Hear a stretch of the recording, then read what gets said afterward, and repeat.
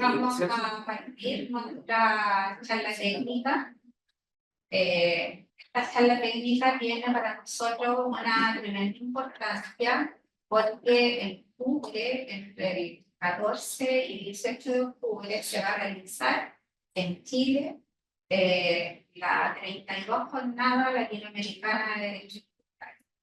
Es un evento internacional donde van a participar 17 países, donde se van a abordar diversos temas, con dos temas anclas, que uno de ellos tiene que ver con la constitucionalidad del impuesto y el otro tema tiene que ver con la inteligencia artificial en los impuestos. Adicionalmente a eso, también tenemos una serie de otros temas que van a ser tratados en la jornada, como Pilar 2, por ejemplo, los precios de transferencia, las normas anti-elusión, en fin, tenemos un panorama de temas que se van a tratar en este evento internacional que el Instituto Chileno de Derecho Tributario organiza. Hace muchos años que queríamos hacer este evento en Chile, para nosotros es todo un honor ser anfitriones de este magno evento. Así que los invitamos a participar, a conectarse a nuestro sitio de internet, que está en el anuncio, en la invitación que todos ustedes tienen. Pueden ahí acceder, mirar las fechas, mirar los temas, el programa, todo lo relativo al evento. En esta oportunidad y con un adelanto de lo que se nos viene, tenemos dos grandes participantes en esta charla que van a presentar temas de precio de transferencia y APA, acuerdos anticipados de precio. Tenemos el honor de presentar a Yasmina Zúñiga, que es jefa del área de precio de transferencia del Servicio de Impuestos Internos, y a Vanessa Lanchotti, que es socia directora de precio de transferencia de Deloitte. Así que partimos esta presentación, tenemos conectados online y... sí, el micrófono. ¿Sí? Y el micrófono. Para que se escuche mejor. Pero no se está escuchando muy bien. Se escuchó un poquito bajo. ¿Ahí se escucha mejor? Sí, perfecto. Perfecto, listo. Entonces partimos, Yasmina. Muchas gracias, bienvenida. Muchas gracias.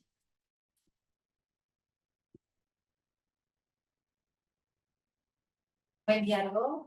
Muchas gracias por invitarme a esta jornada. Bueno, tal como señaló Jimena, hoy día vamos a hablar, ¿cierto?, del precio de transferencia y también de los acuerdos anticipados de precio. Es una herramienta colaborativa que en los últimos años ha cobrado mucho impulso en nuestro país.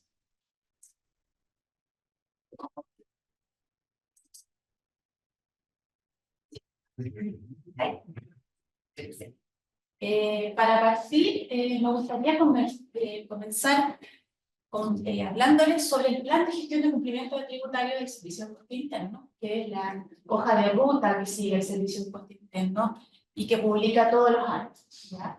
Este plan de gestión de cumplimiento tributario tiene tres principales estrategias. La primera está enfocada en la asistencia y colaboración, que tiene objetivo de habilitar, ¿cierto?, el cumplimiento voluntario de las personas. Por otra parte, tiene la estrategia de prevención y control, ¿cierto?, que tiene todas las medidas, ¿cierto?, de fiscalización en sí misma. Y también está toda esta parte preventiva dentro de ella. Y como otras herramientas están los acuerdos anticipados, ¿cierto?, hay una medida de prevención y también los acuerdos de colaboración, ¿cierto? Y finalmente está la estrategia contra el fraude y delito tributario, tal como su nombre lo indica. El Servicio Interno ha trabajado fuertemente también en esta estrategia. Este modelo integrado de gestión de cumplimiento tributario, el MIGCT, tiene 16, digamos, está cubierto por 16 temáticas, ¿ya? Las primeras están asociadas a los segmentos de interés. Ya dentro de los segmentos de interés están las empresas multinacionales, todo lo que tiene relativo a los temas internacionales, están los precios de transferencia y valoración, dentro del acuerdo anticipado, están los grupos empresariales, los altos patrimonios, sector económico y control de la luz. Si bien hoy día vamos a hablar de los precios de transferencia, cabe señalar que están muy directamente relacionados con temas internacionales, grupos empresariales, control de la ilusión también.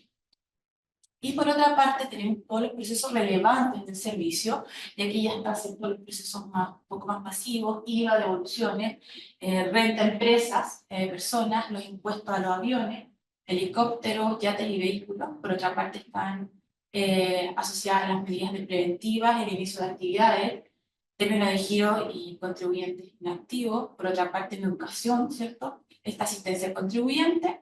El servicio interno realiza muchas charlas, ¿cierto?, enfocadas en la educación y habilitación, y tenemos también la actualización del catastro y de bienes raíces, tal como lo señala, asociado a esta temática que tiene que ver con el inmueble.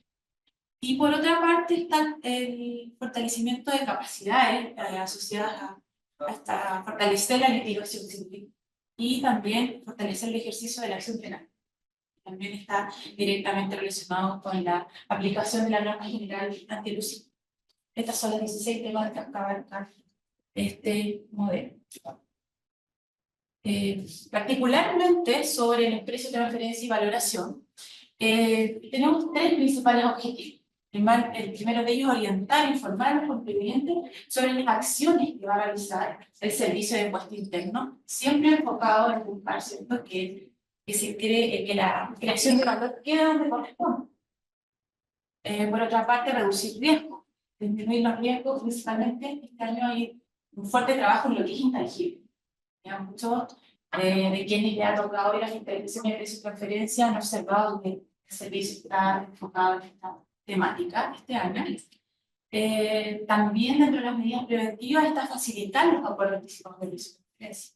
Estamos promoviendo la suscripción de acuerdos anticipados de precio de transferencia, en particular también los acuerdos bilaterales, que eliminan la doble tributación económica, y que, por cierto, ya nuestro servicio tiene dos acuerdos, a punto de firmar un tercer acuerdo, y tenemos también 3 acuerdos más en negociación. Bilaterales. Bilaterales. Pero bilaterales hay varios. No, en bilaterales tenemos 9 más, hay bastante acuerdos anticipados de negociación. Cabe recordar que el primer acuerdo tomó 7 años desde que se implementó la norma global. Entonces, del año 2019 a la fecha ya tenemos 2 acuerdos anticipados, lo cual es una muy buena noticia para el servicio y también para los contribuyentes, quienes tienen un aseguramiento, ¿cierto?, de cómo van a tributar. Y dentro de las acciones que el servicio también tiene dentro de esta temática, está primero que todo desarrollar las capacidades. No es novedad que el servicio siempre busca, ¿cierto?, fortalecer el conocimiento de sus funcionarios. También se han creado nuevos equipos especializados en las temáticas internacionales.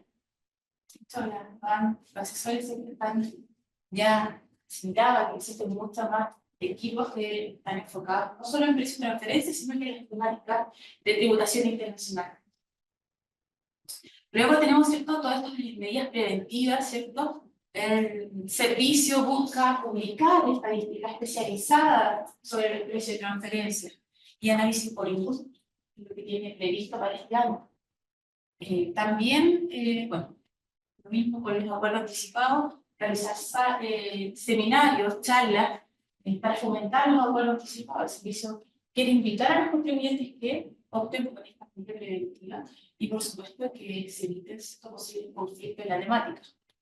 Y dentro ya de las acciones de control, por supuesto que el servicio busca mitigar los riesgos de subvaloración de empresas y activos, asociado mucho a la valoración, ¿cierto? Y por otra parte, analizar los riesgos en industria y operaciones relevantes, como por ejemplo el intangible. ¿Ya? Es una temática que internacionalmente se ve, un tema en cuestión hoy en día, y que el servicio, por supuesto, que ha seguido en el proyecto. Vanessa, aquí con el proyecto. Pero espérate, ¿se escucha bien? Bueno, buenos días a todos los que están online.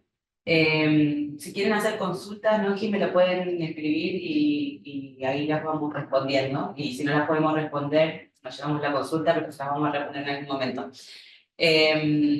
Así que, como decía Yasmina, primero lo que quisimos hacer con esto del plan de gestión de cumplimiento tributario era darle un marco un poco, porque esto es justamente lo que decía Yasmina, es la hoja de ruta. Ahora vamos a ver que esto se relaciona mucho con lo que es el proyecto de ley, que trae mucho de precio de transferencia. A mí me asombró porque creo que en los 11 años que estoy acá en Chile es la vez, salvo cuando obviamente salió el 41E, es la vez que mayor, digamos, temática de precio de transferencia presenta algún tipo de reforma. Entonces, es bien interesante y ahora vamos a ver cómo esto se conecta bastante con el plan de gestión de cumplimiento tributario y más adelante vamos a hablar un poco más de lo que tiene que ver con los APAs, un poco más en detalle, porque también viene algo más en este proyecto.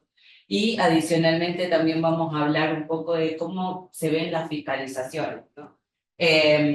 Obviamente hay un montón de temas de precio de transferencia. Yasmina decía, esto tiene mucha relevancia, cada vez más relevancia, y sí les puedo decir que, claro, hoy por hoy a mí me asombra, digamos, como profesional de precio de transferencia, ver que cada vez más se está hablando de precio de transferencia. Antes uno nombraba precio de transferencia y nadie sabía qué era precio de transferencia. Hoy está como bien presente en todas las conversaciones y se conecta mucho, como vamos a ver después en las fiscalizaciones, con otros temas tributarios, con qué tener en cuenta, con las normas generales de ilusión. Entonces, como algo que desde la perspectiva económica afecta a lo tributario. Pero un poco acá vienen los temas, digamos, que vienen en el proyecto de ley, en esta slide. Acá están bien resumidos, pero los vamos a ir comentando. Ahí Eve o ya si quieren ir complementando, feliz. Pero bueno, uno de los temas más relevantes, no sé si es más relevante, pero que lo estábamos esperando, es el tema del rango intercuartil. Ustedes saben que el precio de transferencia, para estar dentro, y esa es, digamos, la buena práctica, tenemos que estar dentro del rango intercuartil. ¿Qué significa eso? Estadísticamente tengo que sacar el 25% más alto y el 25% más bajo. Nuestra norma no lo decía, pero sí había luces de eso en una declaración jurada que era la 1951, ¿no es cierto? Que ya decía que teníamos que informar el rango intercuartil. Pero no estaba así normal. Todavía no está porque esto es un proyecto, ¿no? Pero ya lo tenemos ahí. Que también no tiene mucha diferencia con el que había salido en el 22, ¿no? ¿22 era? Sí. Pero bueno, esperemos que ahora se apruebe, no sé. Después, pero bueno, ahora va a venir, digamos, este tema en el proyecto que está bien conciso. Después otro tema relevante que tiene que ver con el 41H, pero obviamente nos toca a nosotros como precio de transferencia porque es parte de la norma de relación, es esto de que se considera una jurisdicción que antes era de bajo nula tributación y ahora de régimen preferencial. Y básicamente, ¿ustedes se acuerdan que el 41H dice que si se cumplen alguno de estos dos requisitos de los 6 que están ahí, se considera una jurisdicción de bajo nula tributación? ¿Qué nos dice ahora el proyecto? Que es un poco distinto, tiene que ver casi exclusivamente con las jurisdicciones que tienen o no intercambio de información con Chile. Y se limita exclusivamente a eso.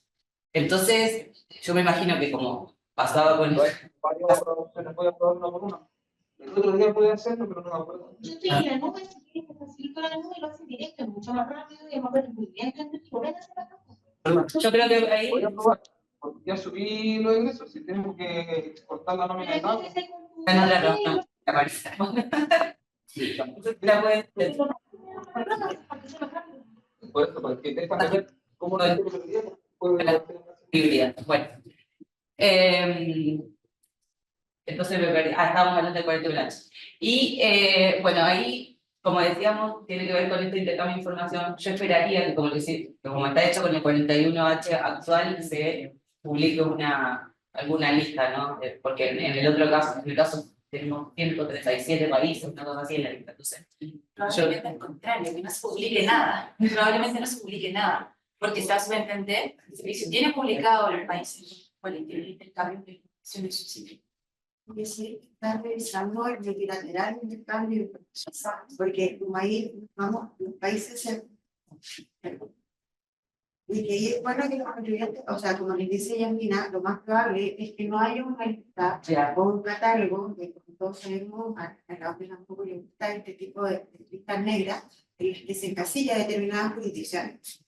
Entonces, bajo ese supuesto también, la idea, como se centra en todos aquellos países que tengan intercambio de información, ya sea a través de un convenio bilateral o el multilateral intercambio de información, es que tanto los contribuyentes y evidentemente también la administración tributaria vaya revisando quienes han suscrito y tengan vigente ya el multilateral. O sea, no solamente tienes que fijarte ya en el bilateral, sino que también en los multilaterales. Y eso ya debería sacar del 41. Si ya no van a haber límites. Se espera entonces que no haya lista, pero que esté publicado, digamos, cuáles son en la página del servicio, cuáles son los países con intercambio, para que estén atentos. Va a ser un trabajo un poquito más exhaustivo. Creo que va a ser más fácil, porque no vas a tener que ir actualizando, porque es multilateral, tú sabes que se va ratificando de acuerdo a la conveniencia de cada jurisdicción. O sea, actualmente, si recuerdo bien, son 147 países que han ratificado el multilateral, hasta cuando la última vez que lo revisé. Entonces, eso no puede ir subiendo. Entonces, generalmente no va a ir a la par una actualización con una lista. Eso es importante, lo viendo también en la página de la OCDE. Perfecto, para estar ahí atentos. Bueno, pero esto nos va a cambiar un poco la de 19.7, la de 19.51, que informamos ahí como lo que nosotros más llamamos paraíso fiscal, pero todos lo tenemos en la mente así que esa lista va a cambiar. El tema de los ajustes correspondientes. Esto un poco para explicar para los que no son 100% expertos en precio de transferencia, ¿qué significa el ajuste correspondiente? Significa que, por ejemplo, si yo tengo una transacción relacionada entre dos empresas que están en distintas jurisdicciones, esto lo que va a suceder es que si, por ejemplo, me ajustan en el otro país, me hacen un ajuste de precio de transferencia, por ejemplo, en Perú, vamos, cualquier país, pero ¿qué puede suceder? Entonces, ¿qué sucede acá? Porque sucede mucho, ¿no? Que hay muchas empresas relacionadas, digamos, entre Chile y Perú.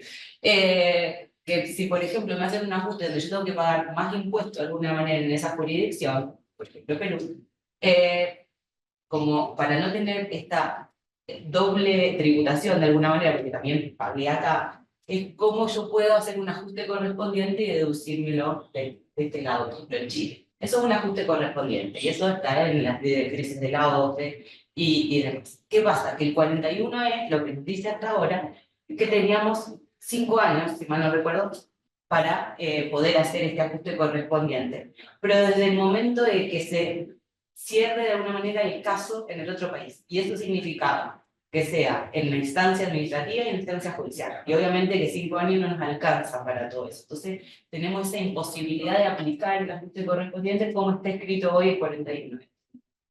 Entonces lo que viene a decir el proyecto de ley, que por eso ojalá que se apruebe, porque tiene muchas cosas que están muy buenas para el precio de transferencia, es que después de que se termine el proceso en el otro país del ajuste, que se agoten todas las instancias, de este lado, en Chile, por ejemplo, tenemos 1 año para poder hacer el ajuste correspondiente. Y ahí sí vamos a obtener la posibilidad de hacerlo, va a ser mucho más factible. Entonces, creo que esta es una súper buena adición, que ojalá por eso que se apruebe.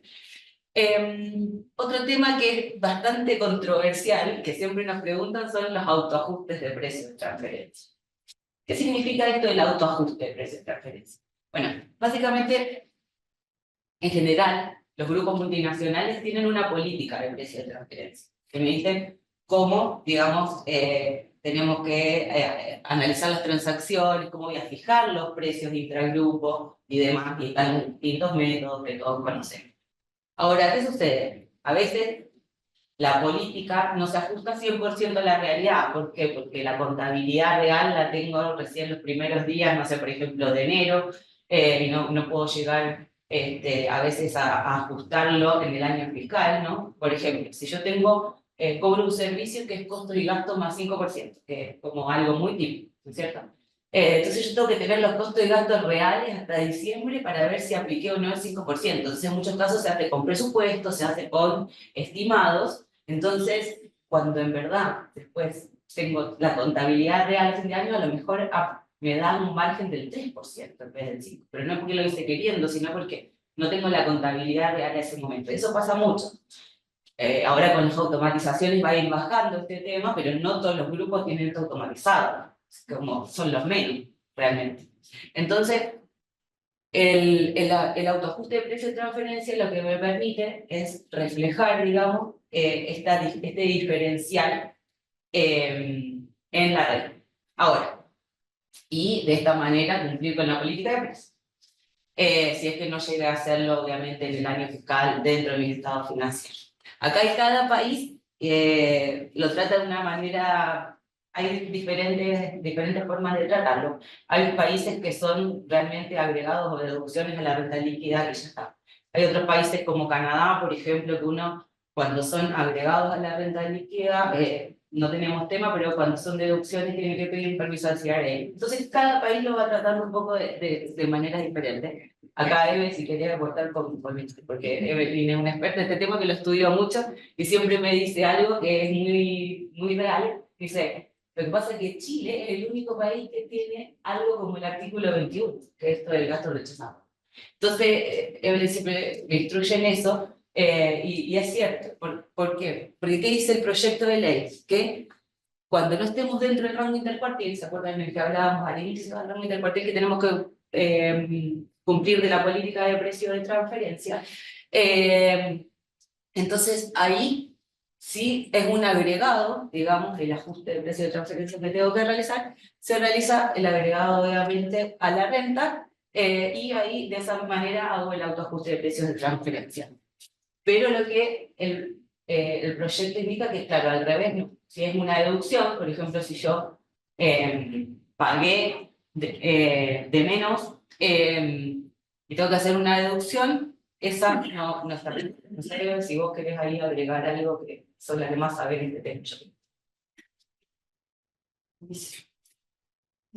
Bueno, como bien les decía Vanessa, los autoajustes es un tema, la verdad, bien gris, porque tiene distintos tratamientos jurídicos dependiendo de la jurisdicción de la cual estemos hablando. Y eso es también porque cada jurisdicción cuida sus arcas. Y esa es la razón también de por qué se haya, a ver, primero porque se regula dentro de nuestro ordenamiento jurídico, porque ya es una práctica bastante habitual en los grupos empresariales.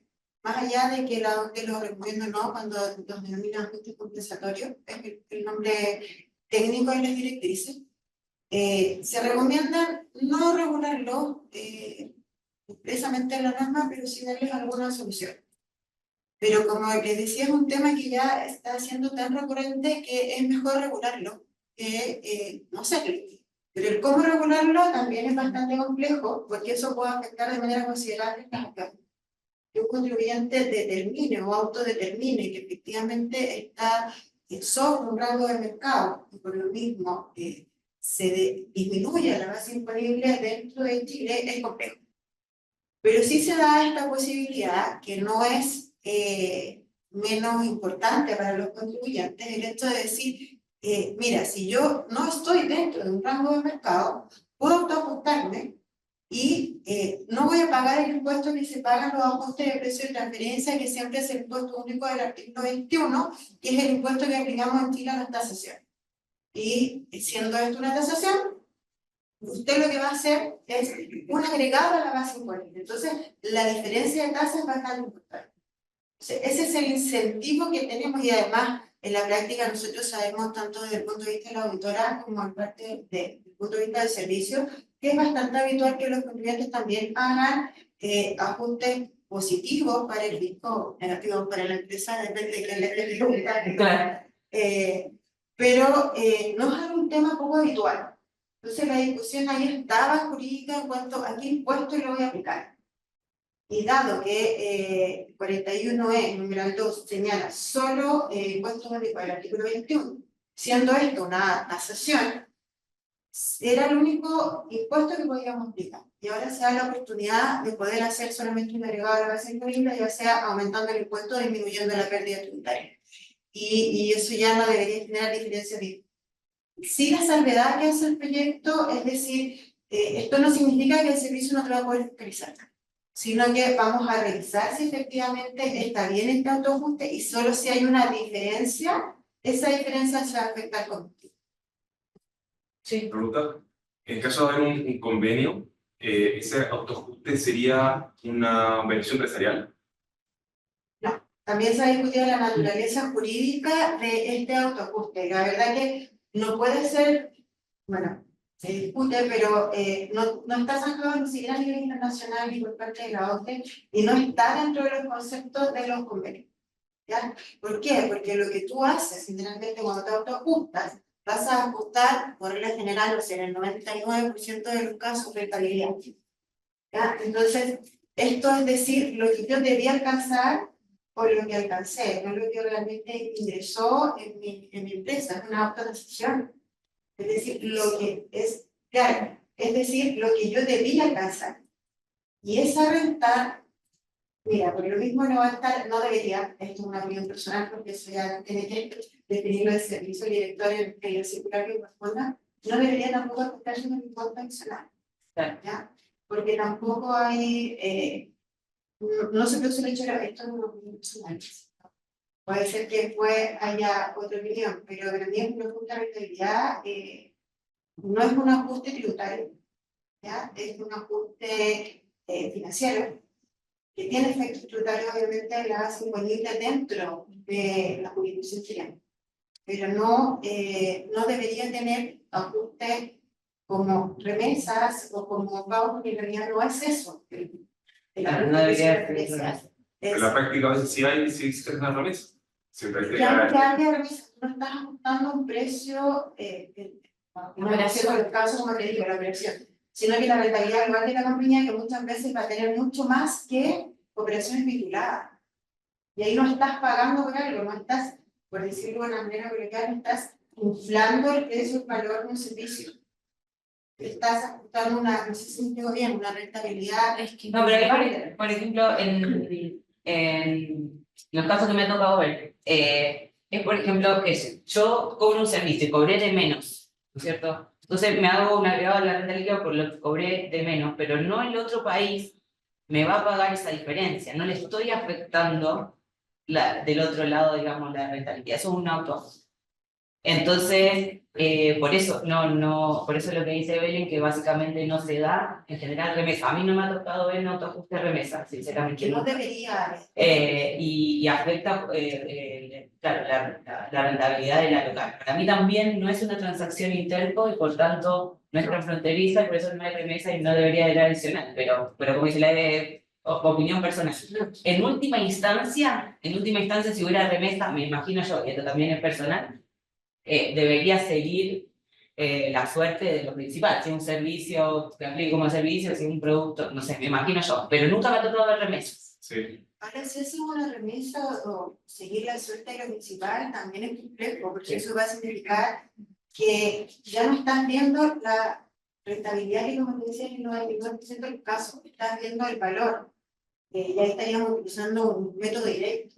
Sí, Entonces, pero a veces pasa igual. cuando haces eso, ya tendríamos que modificar, y eso es lo que no apunta justamente esta idea. Tendríamos que modificar, a mi juicio, los valores reales ya de lo que menciona de la transacción. Y eso ya no es una autotasación. Ahí tendrían que modificar, no sé, la factura que te emitieron o la contabilidad. Acá no. Lo que te hacen los ajustes es decir, ustedes solo hagan un agregado en la base imponible. Estos son ajustes tributarios. No toquen su resultado financiero.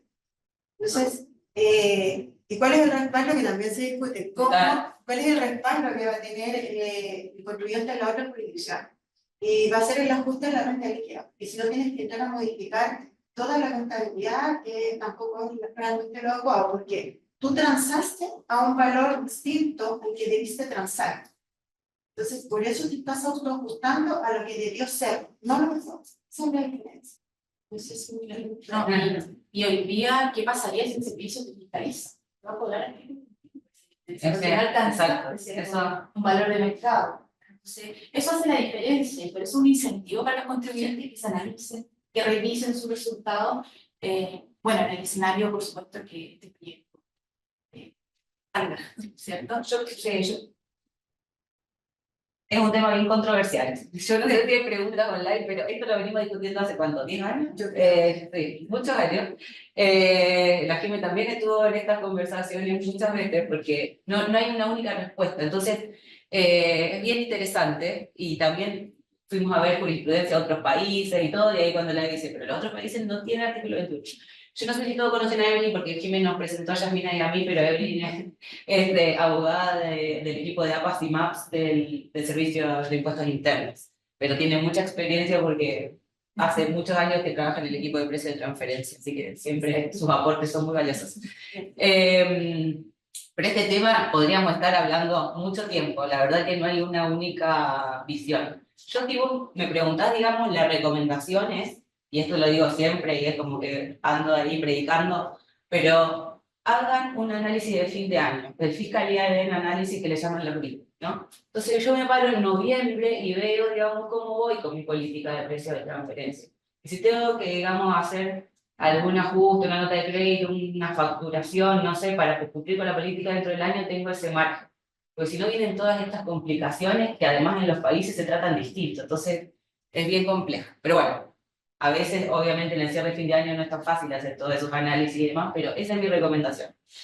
Y bueno, y otro de los temas que también vienen en el proyecto es, porque también, ¿qué pasaba con esto de los ajustes? Una cosa importante, ¿cómo se pueden solucionar estos temas? Y ahora la voy a dejar a Yasmina, que es la líder del equipo de APAS y MAPS. Y de esto, digamos, doy fe porque me ha tocado estar en negociaciones. Esto se puede subsanar de alguna manera, esta incertidumbre que tenemos, dentro de un acuerdo de precios anticipados, ¿no? No sé si todos saben, los que están también online, que es un acuerdo de precios anticipados, pero básicamente que un contribuyente presenta de alguna manera su política de precio de transferencia al servicio de impuesto interno, en este caso al equipo acá presente, y se produce una negociación, es una negociación como todo. Y después de cierto proceso que lleva un tiempo, porque incluye desde revisión de antecedentes, la política, entrevistas funcionales, etcétera, etcétera, si se llega a firmar el acuerdo, que lo firma obviamente el director del servicio con el contribuyente, digamos, podemos estar tranquilos que nuestra política de precio de transferencia está ok, básicamente, y que por los próximos 4 años, o lo que dure el acuerdo, después renovable, ahí les va a contar más Yasmina un poco, pero obviamente hay momentos de transparencia donde hay que presentar que estoy cumpliendo con el acuerdo, pero no voy a tener una fiscalización de precio de transferencia por aquellas transacciones que hayan quedado dentro del acuerdo, ¿no? Y ahí también lo que puede suceder, que si estamos hablando de importación de productos, por ejemplo, es que entra el Servicio Nacional de Aduanas. No solamente, eso también nos ha tocado vivirlo, no solamente se sienta a la mesa el contribuyente con el Servicio de Impuestos Internos, sino también el Servicio Nacional de Aduanas. Y ahí, bueno, ahí, ¿cuál era la discusión? Que si hacemos un ajuste de la rentabilidad, como decía antes, Aduana decía, bueno, no, pero me tienen que ajustar los precios. Entonces, está esa disyuntiva, si es un ajuste en la rentabilidad, no es un ajuste al precio, entonces todo eso se subsana, digamos, dentro de este marco de acuerdo de precios anticipados. Y un tema no menor dentro del proyecto de ley es algunas adiciones que ahora les va a comentar Yasmina, que respecto justamente de este acuerdo de precios anticipados. Sí, justamente con lo que mencionaba Vanessa, ¿cierto? El acuerdo, y como les comenté también al inicio, han cobrado especial relevancia en los últimos años. Y tal como dice Vanessa también, cuando trata de importación de mercancías, el Servicio Nacional de Aduanas también es parte de la negociación, ¿cierto? Acuerdo. También cabe destacar que se pueden firmar acuerdos bilaterales y multilaterales, aún no tenemos un grupo. Interesante. Hay pocos en el mundo, de hecho. Hay pocos, muy pocos, porque todos De acuerdo, tres unidades más o más. Y bueno, estos acuerdos pueden cubrir una, dos o todas las operaciones que el contribuyente quiera. Y eso es bien relevante, porque lo que el contribuyente quiera, porque estas solicitudes nacen, ¿cierto?, desde el contribuyente. Contribuyente que viene y se acerca a la autoridad tributaria y nos indica que quiere, ¿cierto?, suscribir un acuerdo anticipado, para obtener certeza tributaria y jurídica sobre cómo va a tributar, ¿cierto?, sus operaciones cubiertas. Bueno, en cuanto al proyecto de ley, tiene también algunas incorporaciones que favorecen e incentivan aún más este acuerdo, ¿ya? Primero que todo, algo que el servicio viene haciendo, aun cuando no está regulado, que son las consultas previas o el filing, que realizamos con el contribuyente. ¿Esto qué significa? El contribuyente, cuando quiere conocer un poco más de estos procesos o quiere saber si podrían ser elegibles para un acuerdo anticipado, se acerca al servicio, presenta sus operaciones, ya sea de manera nominativa o no. Eso es bien importante, porque a veces un tema que los contribuyentes nos preguntan, no, pero si le voy a decir esto al servicio, como que esa es el temor, que obviamente es súper lógico. Entonces, está esta posibilidad, como lo decía así muy técnicamente Yasmina, pero podemos hacer la consulta de forma anónima, es decir, le podemos decir cuáles son las transacciones, pero sin mencionar el contribuyente.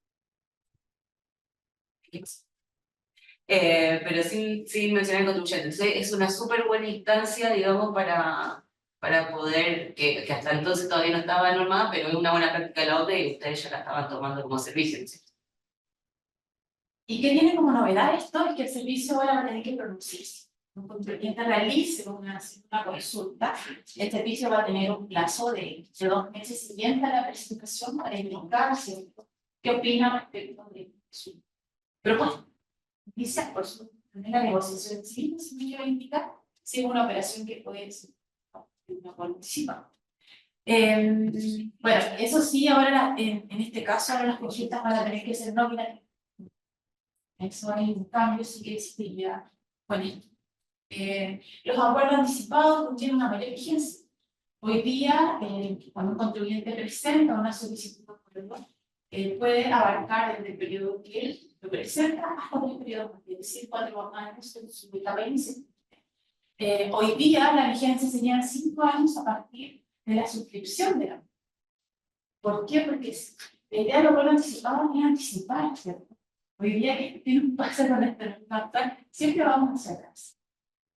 Pero estos periodos que pueden tardar la negociación no van a quedar protegidos de manera total.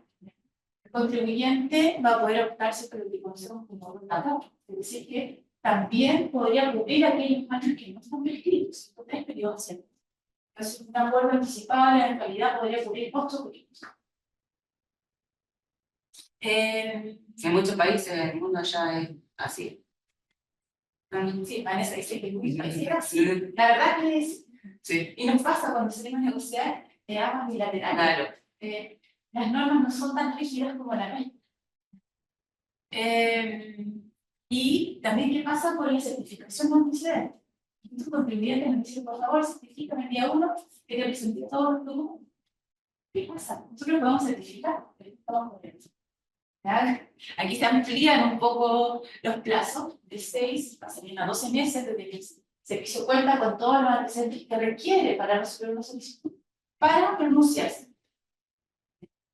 Es importante la certificación porque cuando el servicio la realiza, pasado este plazo, si el servicio no firmamos un acuerdo o no se pronuncia, se entiende después de esa. Que para el silencio.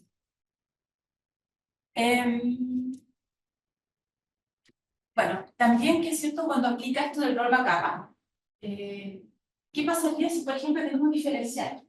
Diferenciales que necesitamos ajustar. Bueno, la norma hoy día nos permitiría hacer ajustes que solamente traigan consecuencias a nivel del impuesto a la renta.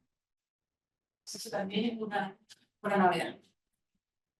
Eso es bien relevante, es una pregunta que hace sí, tiempo. Sí, una pregunta habitual, porque antes salía que se iban a proyecto anterior, se hablaba que iban a grabarse con el artículo 21, sí, que es una locura. No era un incentivo, ¿cierto? Claro. No era un incentivo real para el contribuyente. Nadie va a hacer rollback capa. Exacto. Y el rollback capa también nace a solicitud del contribuyente. Yo cuando lo leí, no sé. Sí, nadie lo tiene. Pero el rollback capa también nace a, obviamente, iniciativa del contribuyente. El servicio no puede tener al contribuyente optar por esta figura.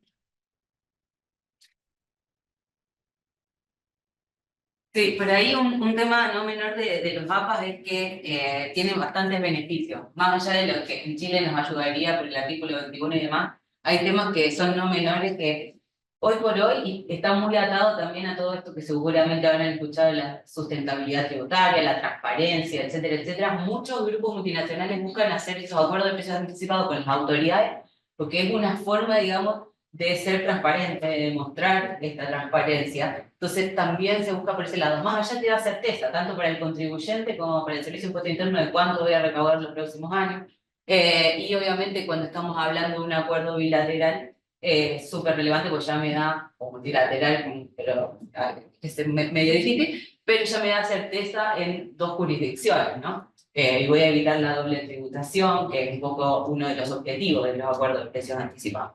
Y a mí me consta que, bueno, el Servicio de Impuesto Interno acá es muy activo promoviendo esto. Acá sí les quería decir que, por ejemplo, de las autoridades latinoamericanas, creo que la más activa, aunque haya empezado tarde, porque el primero se firmó cuando el 19, diciembre del 19, pero han avanzado muchísimo. Por ejemplo, en México se dejaron de firmar hoy por hoy porque el SAT se demora como 8 años en pronunciarse, entonces nadie está presentando acuerdo de precio anticipado. En Argentina está la norma hace muchos años y nunca se firmó ninguno. Entonces, en Perú tampoco. Entonces, creo de las autoridades tributarias latinoamericanas la más avanzada en estos temas. Y aparte son procesos, quiero decirle, personalmente muy divertidos. A mí me entretienen mucho, así que... bueno, otra cosa que les queríamos comentar... Sí, ¿me iba a decir algo? Sí, perdón, no te vi. Solamente hacer un pequeño aporte respecto a lo que señalaba Yasmina de las certificaciones, que a mi juicio es bastante relevante. Generalmente sus colegas abogados siempre nos preguntan. Tratar de no confundir esta certificación con la certificación del artículo 59. ¿Por qué? Porque no debemos olvidar que estamos en presencia de un proceso amigable, de un proceso que ambas partes queremos siempre llegar a un acuerdo. Siempre queremos suscribir un acuerdo. Entonces, puede pasar en la práctica, no sé si se malentienda, pero el decir, a ver, yo quiero un pronunciamiento rápido de la autoridad tributaria y se solicita la certificación, yo le aporté todo lo que usted necesita, mi juicio, para resolver todo el acuerdo anticipado. Y actualmente la norma nos da un plazo de 6 meses desde que se notifica esta certificación. No estamos en un proceso de fiscalización, no hay plazos de caducidad que permitan, por ejemplo, no cerrar una web. Es un efecto jurídico totalmente distinto. Si el servicio no se pronuncia dentro de los 6 meses desde la certificación, se va a entender rechazado de pleno derecho. O sea, no es necesaria una resolución ni ningún acto administrativo formal por parte del Servicio de Impuestos Internos. Y esto puede traer como consecuencias bien negativas al contribuyente y obviamente al servicio, que lo que quiere también es llegar a un puerto de nuestro acuerdo.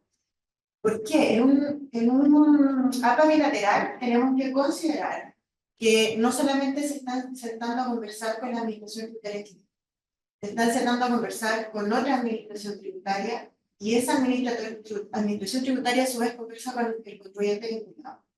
Entonces, estas conversaciones son de larga data.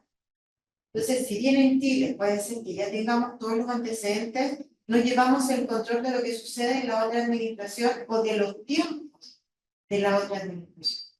Y tienen tiempos muy distintos. En la práctica, los contribuyentes a veces piensan que en Chile ya son 6 meses o 12 meses, en realidad es como mucho, pero dado lo que dijo Vanessa, me quería un poco volver eso, que son de larga data la conversación. Porque obviamente cada jurisdicción, nuevamente, insisto, cuida su base imponible. Entonces, esta certificación a veces puede no resultar afortunada para un contribuyente cuando estamos en una bilateral. Porque si la otra administración no se pronuncia, o no se puede sentar a conversar con nosotros, porque eso pasa bastante a menudo por cargas de trabajo, hay que buscar agendas, podemos perder el trabajo avanzado en un año o 2 años. Entonces, por eso quería hacer ese clase, creo que... No sé si hay alguna consulta de toda esta parte del proyecto de ley, porque si no, ahora vamos a pasar a otro tema que es el downside, que son las fiscalizaciones. Acá hay una pregunta en el chat. Mira, A ver, ¿tú la puedes leer, Yuri? ¿Lo tienes? Hay una pregunta en el chat. esto falló. Ya. Perdón. Gracias.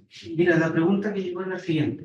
Si sería posible iniciar un MAP bajo un convenio en la medida en que existe un APA chileno bilateral firmado y la autoridad tributaria del otro país emite un ajuste de precio alegando que se debería haber pagado una regalía más alta, por ejemplo. Ya. Primero expliquemos, yo creo que es un más y después respondemos, ¿no? Sí, Ya. Laboral. Una pregunta muy precisa. Que En se el da. caso, ese es el caso. Sí, sí, sí, el caso. Ese está... Sí, tengo persona en el caso, sí. A ver, los procedimientos amistosos Más.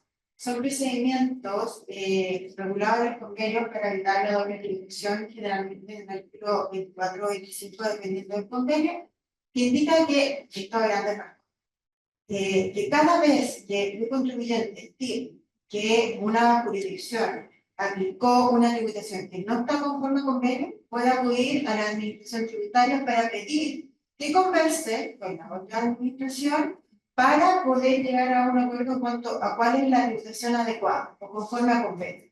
Y dentro de eso está precio de transferencia. ¿Ya?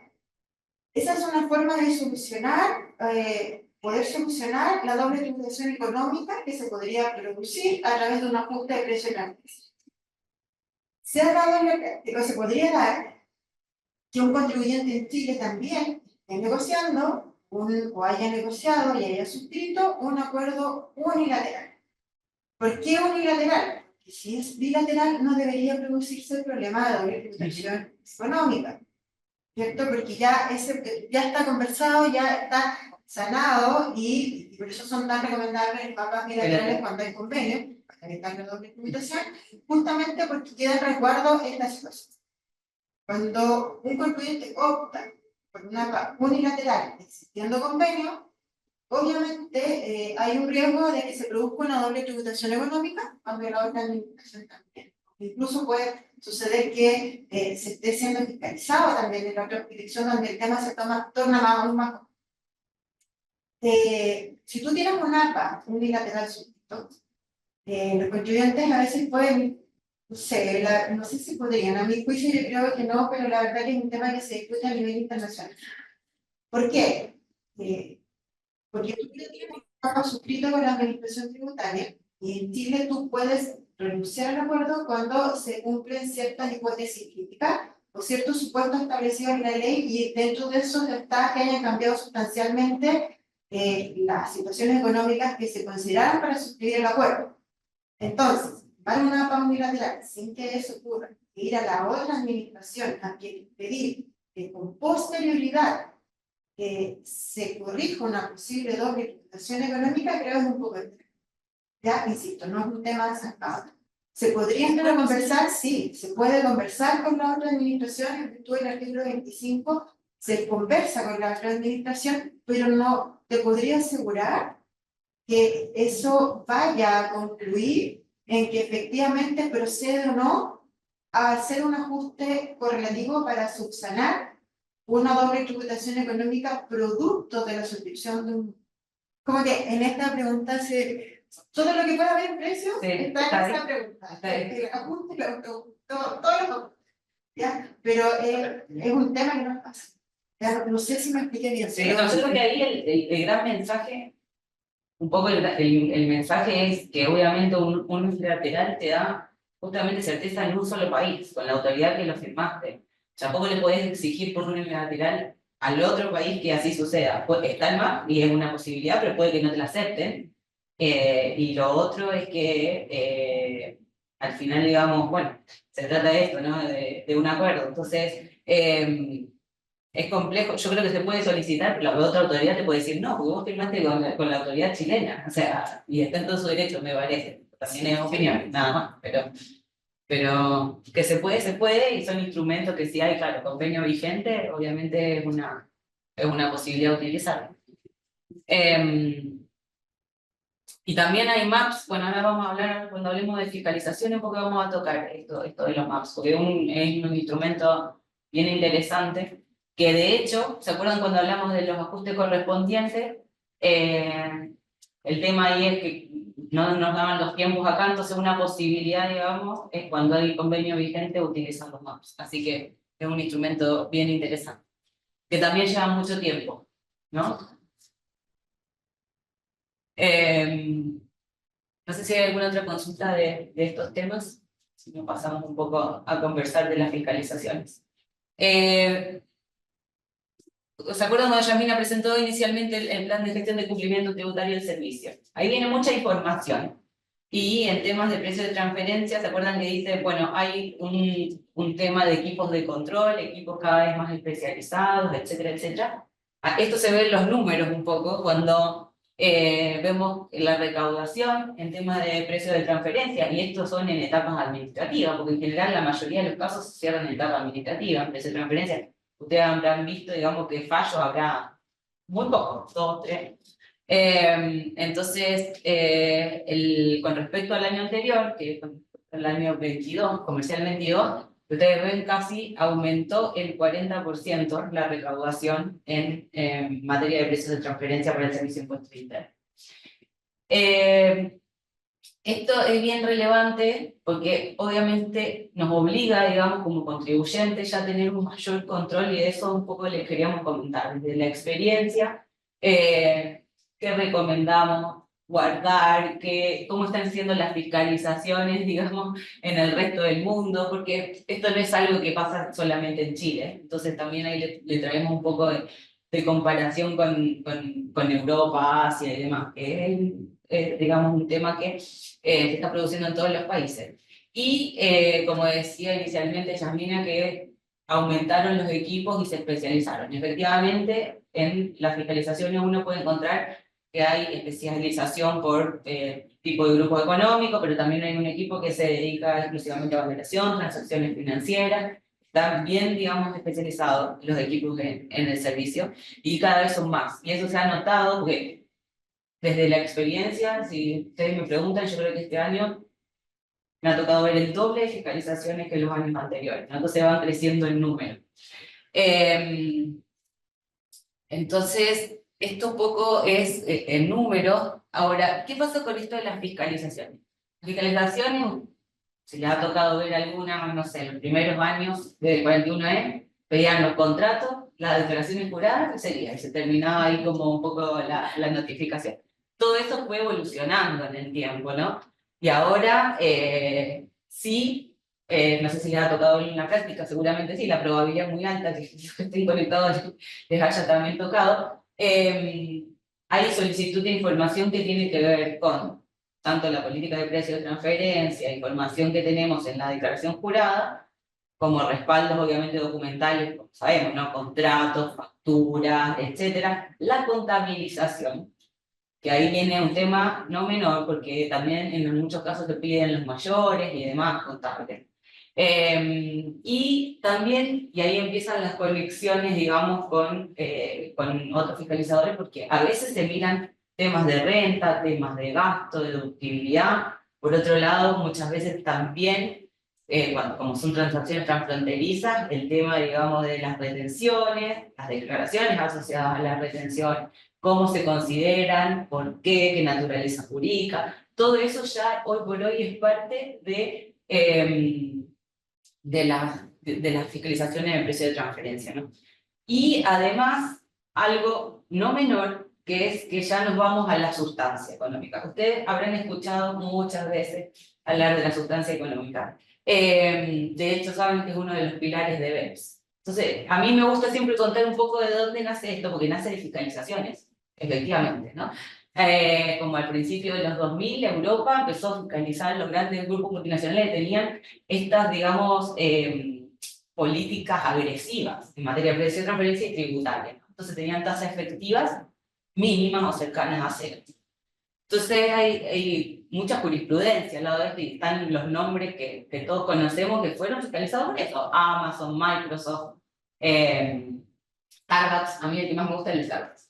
El caso, que es bien Es bien complejo, pero tiene cosas que son súper claras, que hicieron hacer ABEPS, ¿no? Que son estas acciones para evitar la erosión de la base imponible que todos conocen. Entonces, por ejemplo, el de Starbucks tenía, bueno, ustedes saben, en UK, un tema de regalías y demás que era bien complejo el esquema, pero también tenía ciertas eslabones de la cadena de valor, que yo les llamo, en lugares que no tenían mucho sentido con la cadena de valor. Por ejemplo, tenían, digamos, una tostadora de café en un cantón suizo, que, o casualidad, tenía una tasa corporativa como del 6 o 7% en ese cantón suizo. Entonces, cuando empezaron a revisar, digamos, a Starbucks, las diferentes autoridades europeas, sobre todo en ese momento, fue como el 98 en adelante, se dieron cuenta que, dice, ¿qué sentido tiene llevar, por ejemplo, el café, no sé, de África o de Turquía, tostarlo en Suiza y distribuirlo al mundo? O sea, un punto de vista de costo no tiene ninguna lógica. Entonces, cuando fueron a revisar todo esto, obviamente vieron que menos del 10% de los granos del café pasaba por Suiza, pero se estaba quedando con la contraprestación por hacer el tostado del café ahí. Y ahí es donde nació el tema de esto, que no había sustancia económica que soportara la transacción, que realmente se está haciendo ahí. ¿Qué es la sustancia económica? Es como decir y hacer lo mismo. Si yo digo que estoy haciendo una actividad en un lugar y lo digo contractualmente, le digo mi política de precio de transferencia, la tengo que hacer ahí. Entonces las fiscalizaciones hoy por hoy están muy enfocadas a eso. De hecho, a mí me ha tocado ver en algunos casos que se hicieron hasta entrevistas en las fiscalizaciones, que lo he visto que nosotros le llamamos entrevistas funcionales, y sentaron, digamos, hasta al prestador del servicio y al receptor. Por ejemplo, si el prestador está en Estados Unidos, en Europa, y el receptor, dijeron, bueno, a ver, ¿qué servicio recibe usted? ¿Qué servicio presta usted? ¿Cuáles son los entregables? ¿Cómo podemos, eso es bien relevante, el probatorio, digamos, cuáles son los entregables? ¿Qué evidencia hay de la efectiva prestación del servicio? ¿No? Este test de beneficio que se está hablando mucho y que SUNAT lo pide hace muchos años, eso creo que hoy por hoy son como las claves de la fiscalización. Si me quieren aportar algo, feliz. Y como les decía, un poco desde la experiencia, este es bien importante, que hoy por hoy en las fiscalizaciones también se puede producir esto de intercambio de información, ¿cierto? Entonces, ¿qué significa eso? Que una autoridad tributaria le puede pedir a la otra información de un contribuyente. ¿Qué es lo más fácil de revisar, creo yo? Digo, que yo fuera autoridad. Esto, aparte lo dice la OPE, ¿no? Pero el Country by Country Report, lo que acá es la 1937, ¿cierto? Ahí es muy fácil ver en esa parrilla de información dónde están generando los ingresos, dónde se está generando la utilidad y dónde estoy o no pagando impuestos, dónde tengo los empleados y dónde tengo capital. Entonces veo dónde está la sustancia económica y dónde estoy pagando impuestos. Y dónde estoy dejando las utilidades. Entonces, esto que el Country by Country Report per se es un mecanismo de intercambio de información, más allá que me pueden solicitar cualquier otra información, obviamente, declaración jurada, etcétera, pero ese ya creo que es un primer mapa súper relevante, digamos, a la hora de las auditorías de precio de transferencia. Esto es importante también el análisis de las dos perspectivas. ¿Qué significa esto? Por ejemplo, si yo estoy recibiendo un servicio del exterior y digo, bueno, yo pruebo la parte del exterior que es, no sé, costo más 5%. ¿Sí?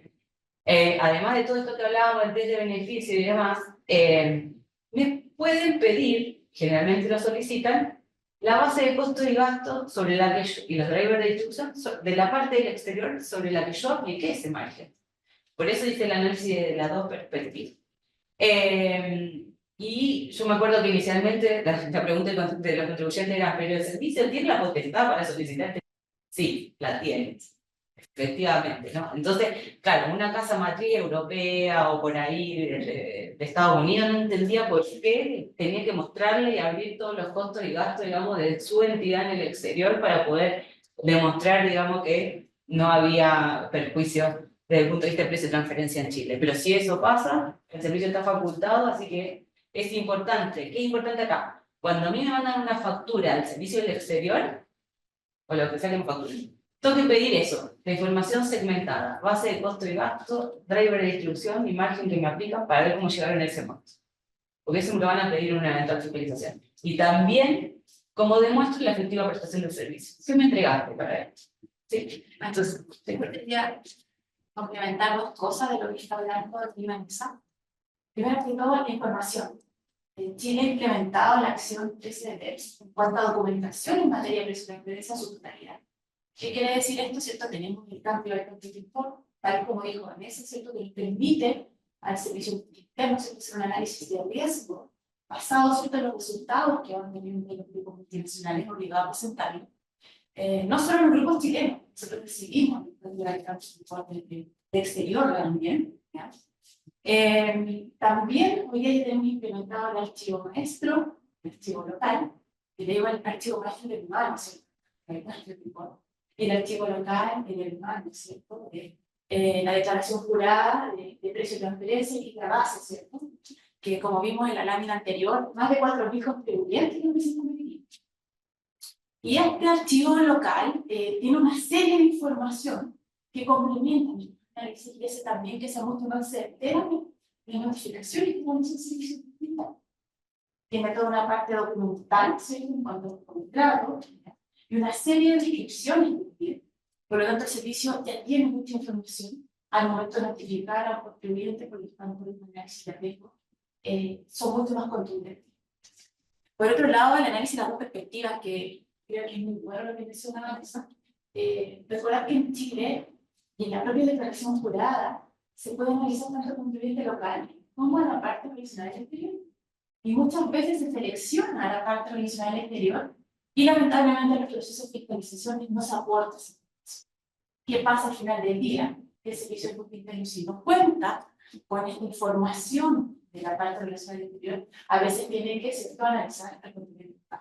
Por lo tanto, es bien importante una selección de la parte analizada y que el servicio sí tiene facultades de pedir información respecto de ambas partes. Lo señala expresamente en la norma. Entonces quiero que quede eso bien claro también y acá Cuando las chicas hablan de que el servicio tiene facultades, esto generalmente es la discusión que tenemos los abogados de ¿pueden pedir información de otro contribuyente? En precio esta pregunta es más amplia porque si bien desde el punto de vista de las estamos acostumbrados a decir, mira, ahí este documento, está notarizado, efectivamente se entiende mucho, pero todavía nos queda un poquito del 31 y podemos revisar quizás la necesidad cuando no son vinculados. Pero acá estamos hablando de operaciones transfronterizas. En el marco de precio de transferencia, ¿qué es lo que estamos buscando principalmente? Creación de valor, es decir, yo estoy pagando por algo, principalmente, vamos a hacer el mismo ejemplo, estoy pagando por algo que realmente primero es real, me presto una utilidad real, y es ahí donde viene el tema del test del beneficio que indica Vanessa, es decir, ¿cuál es el beneficio real que me trae a mí como entidad? Más en países latinoamericanos donde evidentemente somos una región de filiales. ¿Cómo poder verificar por parte de las administraciones tributarias que no se me está asignando un costo o un gasto solamente por ser parte de un grupo empresarial, sino que es un servicio que efectivamente me está trayendo o va a traer eventualmente alguna utilidad en la realización de mi actividad mercantil? Eso para explicarlo de manera sencilla. ¿Y qué es lo que pasa? Generalmente en los grupos multinacionales tenemos una gran empresa que presta servicio a muchas otras ubicadas en diferentes jurisdicciones. Entonces, cuando Vanessa y Yamila les hablan de la matriz, o de la institución, o de las llaves de asignación, nosotros los abogados a veces nos cuesta un poco cuando estamos hablando de esto, sobre todo cuando somos nosotros los que armamos el tema de la prueba. Decimos, no, usted no me puede pedir lo del contribuyente fuera.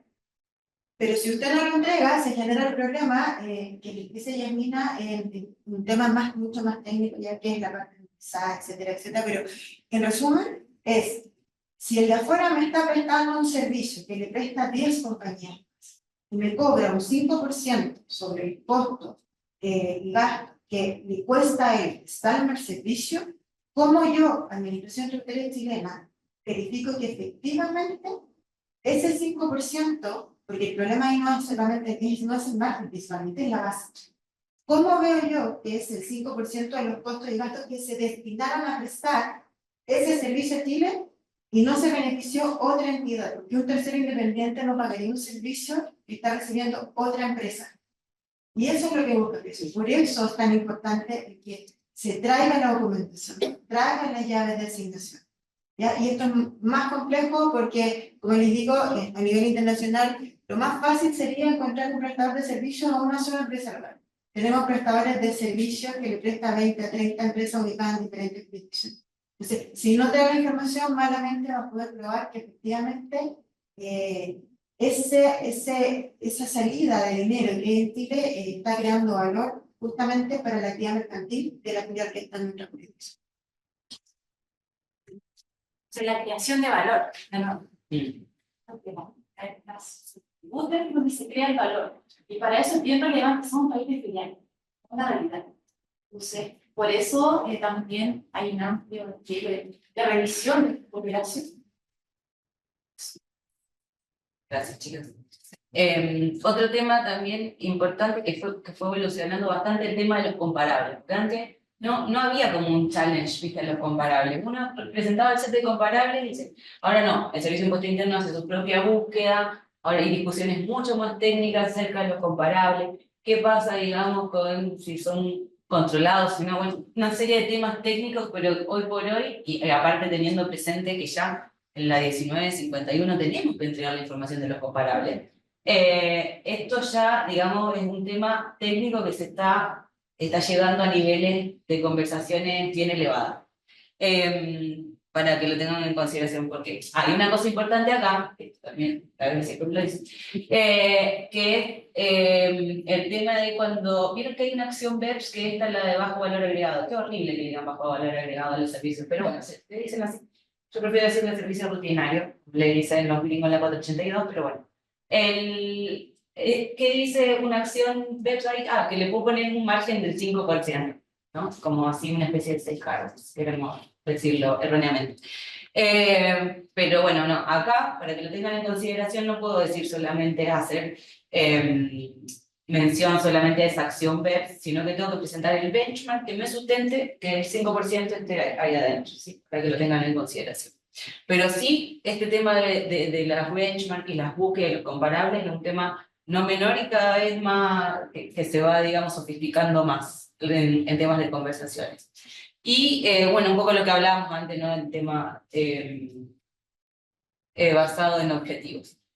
Esto un poco lo fuimos hablando, pero en general en el mundo, las experiencias globales se da más o menos lo mismo, ¿no? También temas, digamos, de fondos sobre la forma, que eso también lo dice la OCDE. Y para resolver estos temas, como decimos, ¿cuáles son dos mecanismos súper relevantes y usados en el mundo? Uno, los APA, obviamente, como decíamos antes, y otros, los MAPS, o los acuerdos de mutuo acuerdo, justamente les toqué ese acuerdo, pero que pueden resolver este tema de la doble imposición. Ahora, ¿qué es relevante acá? Que tenemos que tener un convenio para evitar la doble tributación firmado con ese país para poder utilizarlo.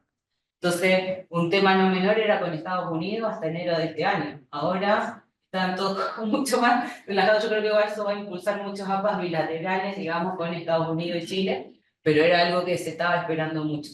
Sobre todo, como decía Yasmina, en un país de filiales, muchas filiales son o europeas o asiáticas o de Estados Unidos, entonces es clave ese tema. No sé si, yo creo que dijimos como lo más relevante en tema de fiscalizaciones, no sé si tienen ahí alguna consulta. Yo creo que estamos, no sé hasta qué hora era, estamos medio pasados, pero perdón. Bien. ¿Estamos bien? ¿Estamos bien? Bien. Bien. No veo preguntas por el chat. Bueno, esto es un poco lo que hablábamos inicialmente, que se aumentó el equipo de precios de transferencia y de servicio. En el mundo en general hay una postura, digamos, más agresiva de las autoridades tributarias. Hay otras autoridades, digamos, como, no sé, la DIAN o el SRI o SUNAT, que son muy agresivas.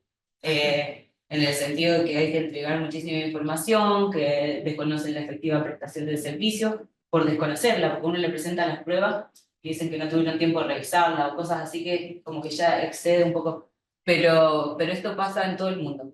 ¿Cuál es un foco, obviamente, y que está muy relacionado con lo que decía la Jimé al inicio, con Pilar 2 y también con Pilar 1, el tema de economía digital, que se revisa mucho servicios y también el tema de los intangibles, que a mí es un tema que me encanta, me apasiona, pero es un tema complejo, pero muy interesante y ahora se está realizando mucho más.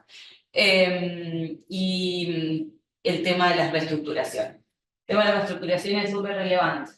Tanto, digamos, si yo reestructuraciones entendía más como traslado de funciones, riesgos y activos, no por ahí lo que tenemos en la mente de reestructuración de lo que nos pregunta la 1913, ¿no? Que si hizo una fusión o lo que sea.